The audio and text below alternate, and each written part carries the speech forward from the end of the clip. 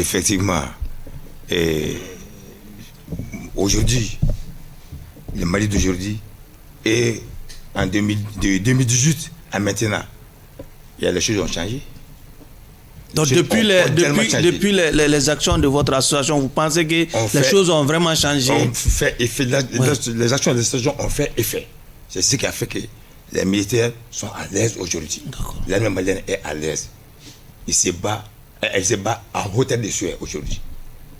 Qu'est-ce que vous pensez déjà de ces accusations de certains médias occidentaux qui pensent que le Mali ne coopère pas forcément avec l'État russe, mais avec une milice russe? Qu'est-ce que vous pensez de cette accusation? Ce que ces médias disent là, tout le monde sait que c'est à la demande du peuple. La Russie est là.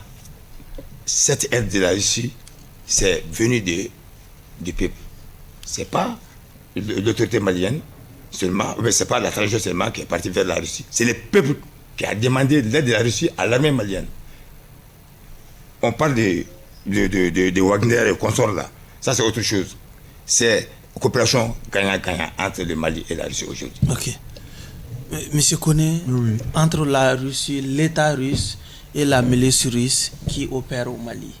Bon. Vous qui êtes un peu informé de toutes ces choses. Effectivement, ce que vous venez de dire, oui. Moi, dans tout ce que j'ai fait comme narration, oui. J'avais dit que l'ambassadeur nous a dit que notre ministre de la Défense prendra part, à une conférence internationale sur la sécurité.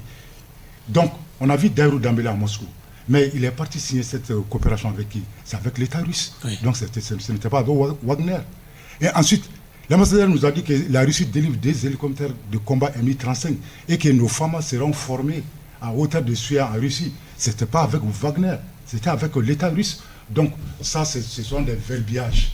Moi, je trouve que c'est des situations qu'on est en train de nous faire torpiller pour nous distraire. Sinon, il y a une collaboration étroite entre l'État russe et l'État malien.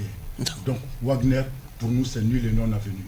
Monsieur Koné, vous comptez organiser une grande marche de soutien à la transition. Pourquoi cette initiative? Cette initiative, parce que nous avons constaté que la marche, ça c'est la marche vers la liberté, la paix et l'unité nationale. C'est l'ultime action pour tout un Malien de démontrer son degré d'engagement à retrouver la paix, la concorde nationale. Parce que c'est une action menée par des citoyens, purement patriotique. On a vu que les groupes armés, le gouvernement du Mali, tous présents se battent au nom du peuple. Mais pourquoi le peuple lui-même ne peut pas prendre sa destinée en main pour retrouver la paix et la cohésion nationale? Donc, c'est en quelque sorte l'ultime action, c'est amener